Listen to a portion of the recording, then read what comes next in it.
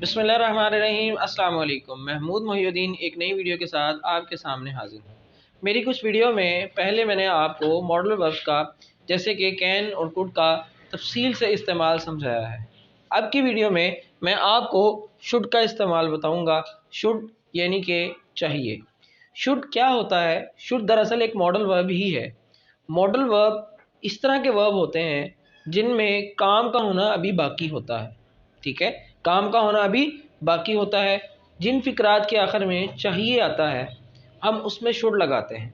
इसका तफसील से इस्तेमाल हम पढ़ते हैं। ठीक है, जैसे कि किसी भी फ़िक्रे में मशवरा, नसीहत, मुनासबत, फ़र्ज़ यानी मशवरे के लिए, ठीक है, यानी मुझे क्या करना चाहिए, मुझे क्या करना चाहिए, ये नसीहत कि तुम्हें पढ़ना चाहिए, नसीहत यानी कि तुम्हें पढ़ना चाहिए। ठीक है, तो इसी तरह फ़र्ज़ के लिए कि उसको लाहौर चले जाना चाहिए।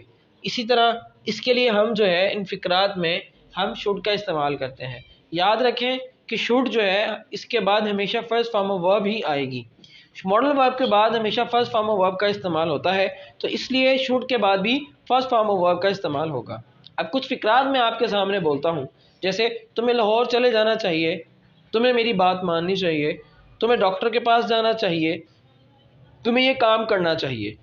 इस तरह की फ़िक्रात में हम शुड का इस्तेमाल करते हैं। कुछ एग्ज़ाम्पल मेरे सामने लिखी हुई हैं, मैं उस एग्ज़ाम्पल को आपके सामने रखूँगा और फिर आप भी मेरे साथ रिपीट कीजिएगा। तो बढ़ते हैं एग्ज़ाम्पल्स की तरफ। एग्ज़ाम्पल्स आपके सामने कुछ लिखी हुई हैं, जैसे मिसाल के तौर पे you should see A doctor. You should see A doctor यानी तुम्हें डॉक्टर को दिखाना चाहिए। सी ए डॉक्टर का मतलब होता है डॉक्टर को दिखाना चाहिए। इट मीन्स कि डॉक्टर को जाके मिलना चाहिए। इसी तरह दूसरी एग्जांपल है यू शुड लर्न इंग्लिश। तुम्हें इंग्लिश पढ़नी चाहिए। अगर आप गौर करें तो इसमें नसीहत है, इसमें नसीहत है। पहले सेंटेंस में भी एक नसीहत है कि यानी तुम्हें इंग्लिश पढ़नी चाहिए। You should learn English. और जब भी शुड आ जाएगा तो याद रखिएगा शुड के बाद हमेशा फर्स्ट फॉर्म ऑफ वर्ब लगेगी। कौन सी लगेगी? फर्स्ट फॉर्म ऑफ वर्ब ही लगेगी। इसी तरह दूसरा है they should feel shame. They should feel shame, उनको शर्म करनी चाहिए, उनको शर्म करनी चाहिए। ये दरअसल एक किस्म की हम फ़र्ज कर रहे हैं या अगले बंदे को नसीहत कर रहे हैं कि तुम्हें शर्म करनी चाहिए, तो हम उस शर्म को कहते हैं कि यू शुड फील शेम, तुम्हें शर्म करनी चाहिए। तो ये इसका पहला इस्तेमाल आपके सामने मैंने लिख दिया है। इसके साथ साथ इसकी कुछ और एग्जांपल्स मज़ीद मैंने आपके मेरे लेफ़्ट साइड पे आ रही होंगी। इसको आप देखें और इसको आप प्रैक्टिस करें कि जब भी हमें किसी फ़िक्रे में चाहिए का इस्तेमाल करना है तो हम सबसे पहले सब्जेक्ट लगाएंगे, यानी सबसे पहले वो जो मैं, तुम या वो सब्जेक्ट लगेगा, फिर उसके बाद शुड लगेगा, उसके बाद फर्स्ट फॉर्म ऑफ वर्ब आएगी। कुछ एग्जांपल्स आपके सामने हैं, आप इसको एक दफ़ा देखिए।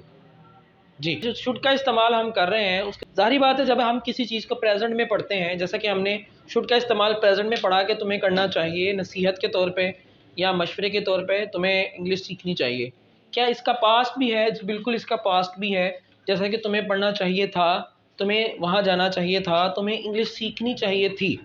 तो ये पास्ट टेंसेज हैं, ये पास्ट के फ़िक्रात हैं। आइए हम देखते हैं पास्ट के फ़िक्रात। यूज़ ऑफ शुड हैव, चाहिए था। जब शुड को माजी में पढ़ेंगे, शुड को माजी में पढ़ेंगे तो हैव लगा देंगे।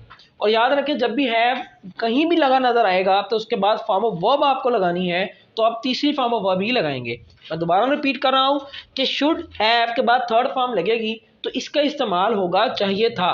तुम्हें अच्छा काम करना चाहिए था, तुम्हें यहाँ से चले जाना चाहिए था। इस तरह के फ़िक्रात जो कि चाहिए था लेकिन माजी की आपको सेंस थे, उसमें आप शुड हैव के साथ थर्ड फॉर्म ऑफ वर्ब लगाते हैं। जैसे मिसाल के तौर पे सब्जेक्ट आएगा, सबसे पहले स्ट्रक्चर की बात करते हैं, जैसे कि तुम्हें, उसे, हमें, हम सबको। फिर उसके बाद शुड और हैव, ठीक है, हम इसका पास्ट टेंस बना रहे हैं, शुड का पास्ट टेंस हम बनाने की कोशिश कर रहे हैं। फिर जब हैव आ जाएगा तो हैव के बाद हमेशा तीसरी फॉर्म ऑफ वर्ब आएगी और उसके बाद ऑब्जेक्ट आ जाएगा। जब इस तरह की सेंस हम बना लेंगे, इस तरह की स्ट्रक्चर, तो हमारे पास चाहिए था की सेंस में आ जाएंगे सेंटेंसेस। जैसे मिसाल के तौर पे you should have told me. You should have told me, तुम्हें मुझे बताना चाहिए था। You should have told me, तुम्हें मुझे बताना चाहिए था। I should have taken T, मुझे चाय पीनी चाहिए थी। यानी माजी की बात कर रहे हैं तो उसमें हैव के बाद थर्ड फॉर्म लगा दी जाए तो ये माजी का ही टेंस कहलाएगा। तीसरी है you should not have done so, तुम्हें ऐसा नहीं करना चाहिए था। डन सो मतलब ऐसा, डन तीसरी फॉर्म ऑफ वर्ब है डू की। तो इसी तरह you should not have done so, अब इसमें ये नेगेटिव का सेंटेंस है क्योंकि इसमें नॉट आ रहा है, यानी तुम्हें ऐसा नहीं करना चाहिए था। तो जब भी हम शुड का माजी में इस्तेमाल करना चाहें, चाहिए था, मशवरे के लिए, नसीहत के लिए, तुम्हें वहाँ नहीं जाना चाहिए था, उसे ये काम नहीं करना चाहिए था, तो उस वक्त शुड के साथ हैव और थर्ड फॉर्म ऑफ वर्ब का हम इस्तेमाल करेंगे।